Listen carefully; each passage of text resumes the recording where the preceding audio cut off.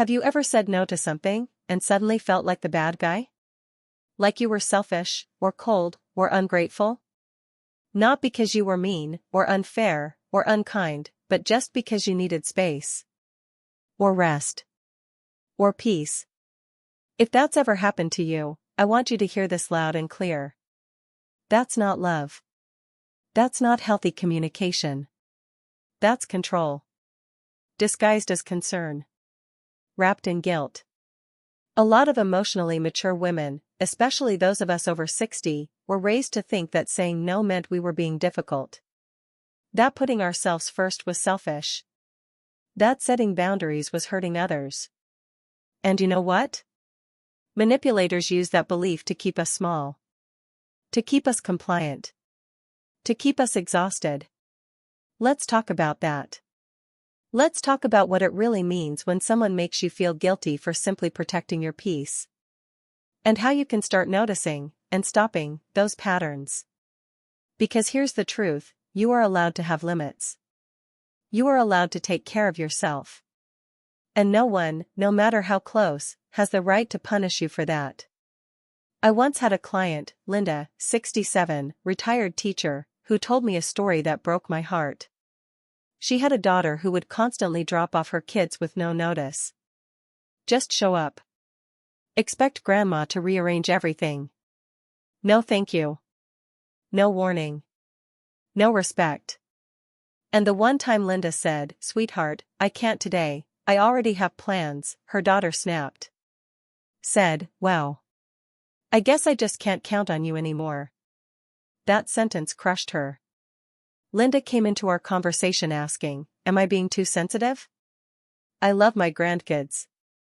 But I feel used." And I told her what I want to tell you right now. You are not being too sensitive. You are not doing anything wrong by asking for respect. What's actually happening is, you're being manipulated. Not with yelling or name-calling. But with guilt. With silence. With withdrawal of affection. That's emotional control. That's how toxic patterns keep women stuck. It's not always loud. It's not always obvious. But it chips away at you. Slowly. Quietly. Until one day, you're walking on eggshells in your own family. And let me say something that might be hard to hear, but also freeing. Love that punishes you for having boundaries isn't love. It's obligation dressed up as affection. And it's not your job to carry it anymore. You've done enough bending. Enough accommodating. Enough second-guessing yourself. If someone says, "You've changed," just because you finally said no, that's not a loss. That's a reveal. They're not upset because you hurt them.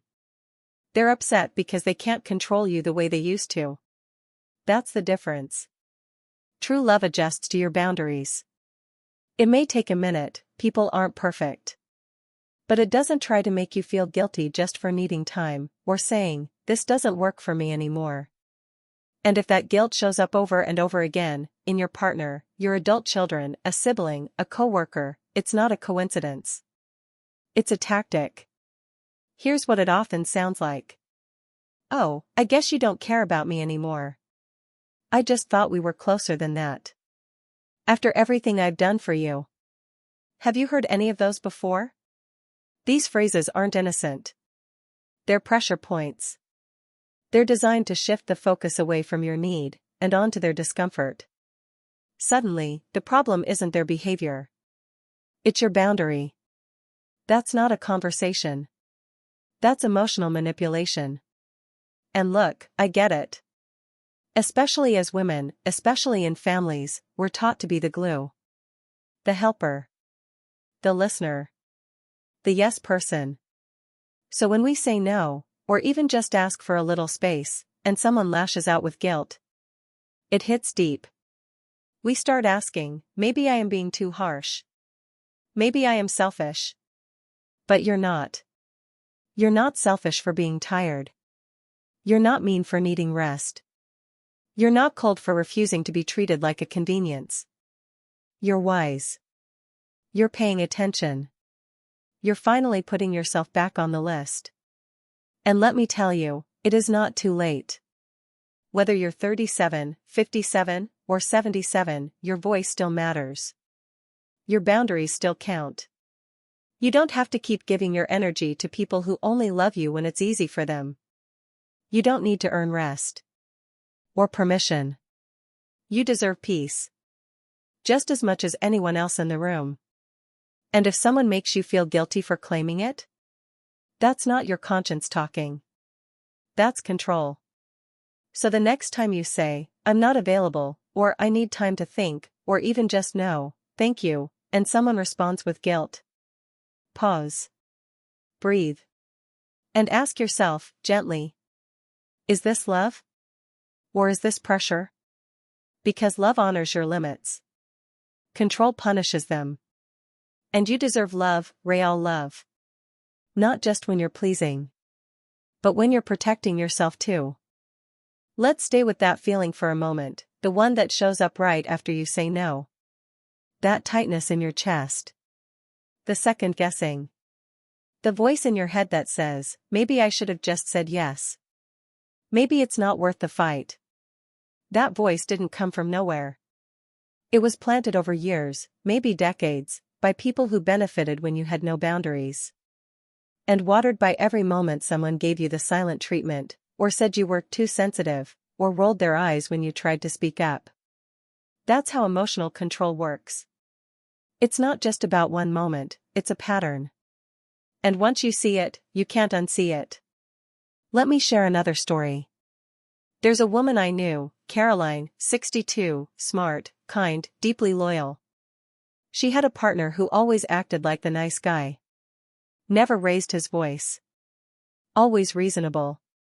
But whenever Caroline said she needed space, even something as simple as taking a weekend trip to visit her sister, he'd get moody. Distant. Cold. He wouldn't say much. But his energy changed.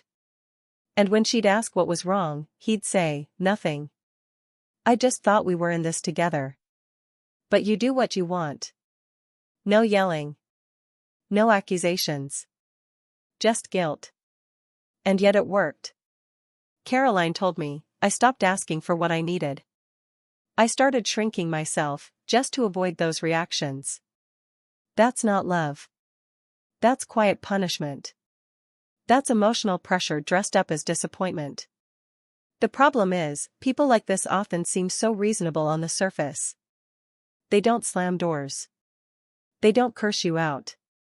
They say things like, I just want to talk. Or I'm only saying this because I care. But when you really listen, the message underneath is always the same. Do what I want, or I'll make you feel bad for it. It's subtle. But it's powerful. Because guilt is one of the easiest ways to control someone who cares. And if you're watching this, I know you care. You've probably spent most of your life caring. Carrying. Giving. Making sure everyone around you is okay. But let me ask you this. Who's making sure you're okay? Because here's the truth, real, healthy love doesn't ask you to abandon yourself. It doesn't say, if you really loved me, you'd do this. It says, I love you and I respect your limits. If you're in a relationship, with a partner, a child, a friend, even a boss, where every boundary gets met with guilt, silence, or mood swings, you are not imagining it. That's a control loop.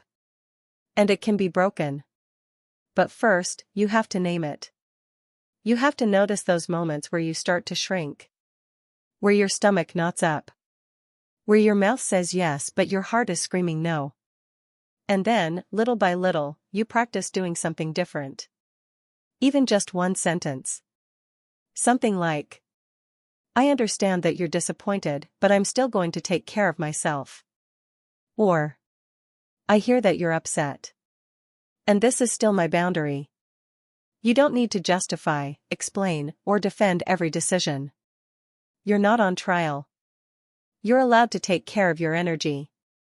Without guilt. Without apology. One of the hardest parts about this, especially for women over 60, is the belief that it's too late. That if you've always been the peacekeeper, you can't start changing the rules now. But that's a lie. In fact, this may be exactly the right time. Because maybe, for the first time in your life, you're realizing you don't have to keep giving people a version of yourself that's always tired, always available, always bending. You're not here to be a convenience. You're not here to play the villain just because someone else doesn't want to grow. You're here to be whole, to be heard, to feel peace. And that starts with noticing when guilt is being used as a leash and learning to unclip it. Sometimes the hardest boundary isn't with the other person. It's with that little voice inside you that says, "Don't make waves." But hear me now, waves are part of the ocean. And you are allowed to make them. Especially if the boat you're rocking has been sailing in the wrong direction for years. You don't have to be loud. You don't have to be cruel. You just have to be clear. Clear about what you need. Clear about what you'll no longer accept. Clear that someone else's disappointment is not proof that you did something wrong. It's just proof that they were used to having power they never should have had. So take your time. Go at your own pace. But don't shrink anymore. Because guilt is not love. And you were not born to be guilt into silence. You were born to live with freedom, with clarity, and with peace. And that peace is not selfish. It's sacred. Let's take a breath. Because sometimes, just hearing the truth that you've been manipulated with guilt, it brings a wave of emotions. Anger. Sadness. Relief. Even grief, for all the times you stayed silent just to keep the peace. That grief is real. And it deserves space. You might be thinking about moments from years ago, a partner who shut down every time you said no. A parent who made you feel selfish for having your own needs. An adult child who calls only when they want something, and gets upset when you don't give in right away. That pattern, that "you owe me" energy, it can run deep. Especially when it's been normalized for decades. So let me say this clearly. You do not owe anyone access to your energy just because they're family. Or because they've known you a long time. Or because they once did so much for you. Love is not a transaction. And boundaries are not betrayal.